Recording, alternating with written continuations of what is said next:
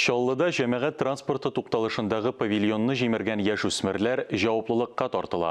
2 яшь үсмергә вандализм мәддәсе буенча җинаять эше кузгатылган. Алар салым инспекциясе тукталышындагы павильонны җимергәннәр. Мәкерле эшләрен хәтта шаһитларның видеоязмага төшереп торулары да туктата алмаган.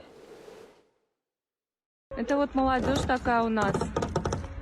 И управы нету. Вакыйга урынынан видеоязманы шаһитлар төшергән.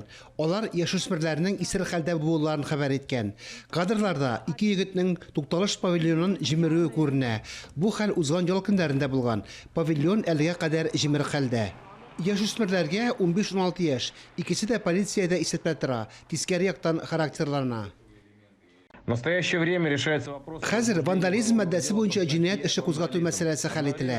Бер үк вакытта прокуратура балык булмаганнарның хокук бозуларын профилактикалау турындагы закон таләпләрен үтәүне дә тикшерә. Җинаять җаваплылыгыннан тыш хулиганнар матди җаваплылыкта тотачак. Зыян 80-90 мең сум белән бәяләнә. Яшүсмерләрнең әти-әниләренә павильонны ремонтлауга акча торырга туры киләчәк.